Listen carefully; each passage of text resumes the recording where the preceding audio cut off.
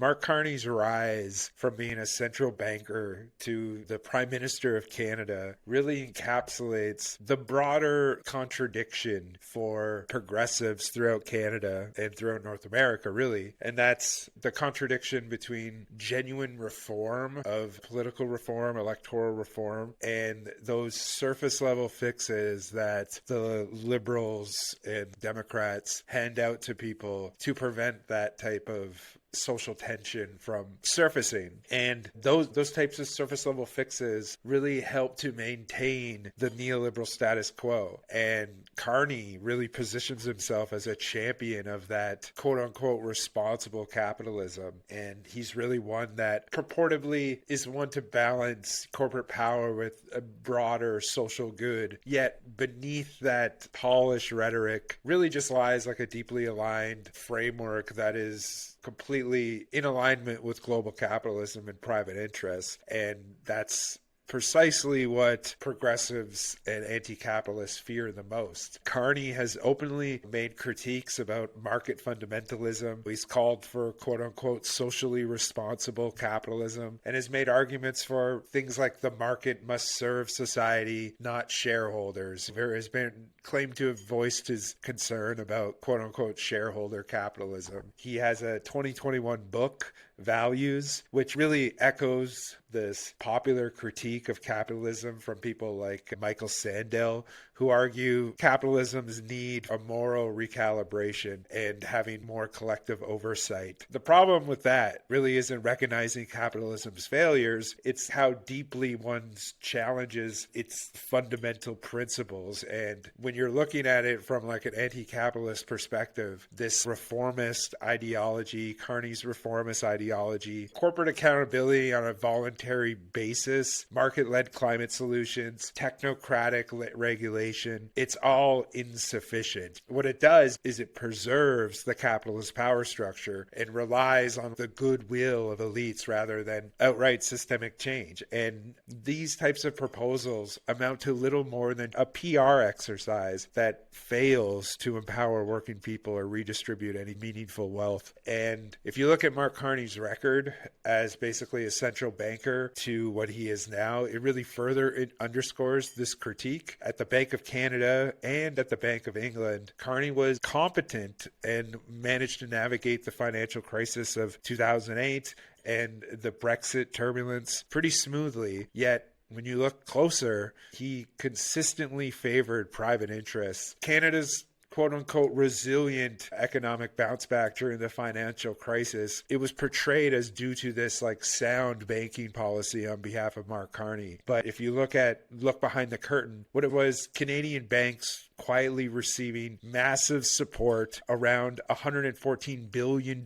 through liquidity measures that preserve financial elites' interests. That's something about like 7% of the country's GDP at that time. And if you look at the Bank of England, Carney relied heavily on quantitative easing and low interest rates, policies that inflated asset prices and disappropriately benefited the wealthy and exacerbated economic inequality. Though he has occasionally criticized austerity and has highlighted inequality throughout Europe as a concern for England at the time, he has steadfastly opposed any type of radical solution. He's rejected ideas like nationalizing troubled banks or endorsing the People's QE, which was proposed by Jeremy Corbyn, which would have directed funds to public infrastructure and environmental projects. So ultimately, Carney's approach in both of these instances really stabilized the financial system for private interests without any type of challenge to its fundamental inequities or power dynamics. That's another thing. His climate policy is another area of just total conflict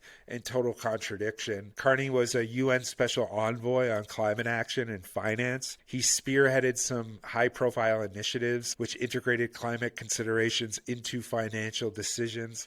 And on the surface, these steps were commendable, yet The initiatives lacked any type of enforceability, which really just relied on voluntary pledges that have repeatedly failed when financial interests have been threatened. Major institutions have retreated from the GFAN's commitments under political and market pressures, exposing the limitations of this ideology of Carney and his approach. But then you look at his tenure at Brookfield Asset Management, it very much deepens this contradiction because Brookfield heavily invested in fossil fuels. It employed very questionable accounting practices to claim what he said was quote-unquote net zero status, which critics have denounced this type of thing as blatant. And Carney's defense of this transitional finance, which was basically funding polluters in that gradual transition rather than a rapid de-investment, further delays necessary climate action and reinforces structure again rather than challenging that corporate power structure. If you look at Carney's corporate connections, you see some deeper neoliberal commitments just underneath the surface.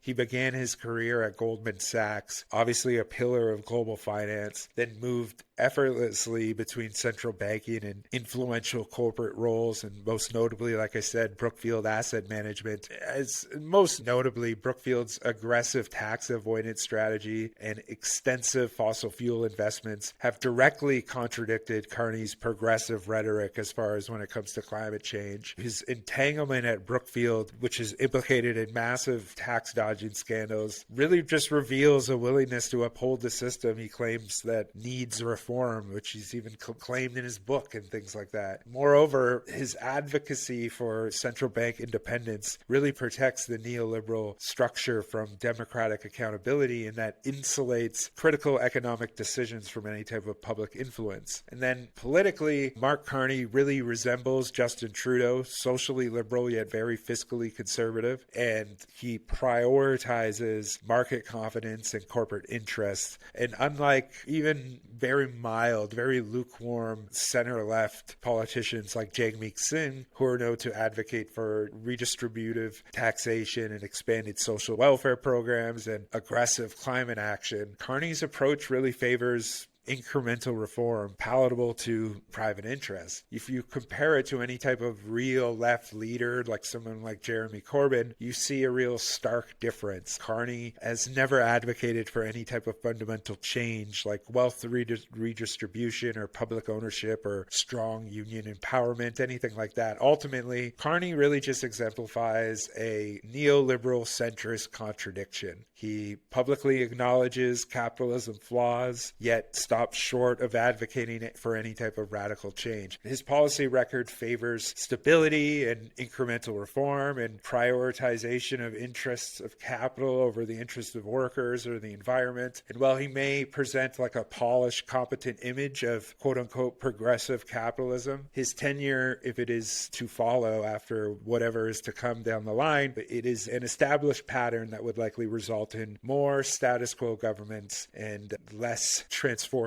progress. Carney's ascent poses a real critical challenge for any type of an anti-capitalist or quote-unquote progressive force across Canada, because his vision of progressivism is superficially reformist, but fundamentally is overall conservative. And because of that, it requires like a sustained pressure from grassroots movements to achieve any type of meaningful result. And without that social pressure, his government risks perpetuating more in a more accelerated neoliberal economic orthodoxy, albeit with this socially conscious veneer, and which will work a lot better in contrast to Trump, right? Like, they don't even need to be progressive, because as long as it's in contrast to Trump, it's going to look quote unquote progressive. But for genuine progressives and anti-capitalists, the lesson of Mark Carney and his rise to power here is very clear, and it's that systemic change cannot come from figures who are deeply embedded in the corporate establishment and the corporate power structure. It must come from true transformative demands and leaders who are willing to confront rather than accommodate capitalist structures. Leaders who side unequivocally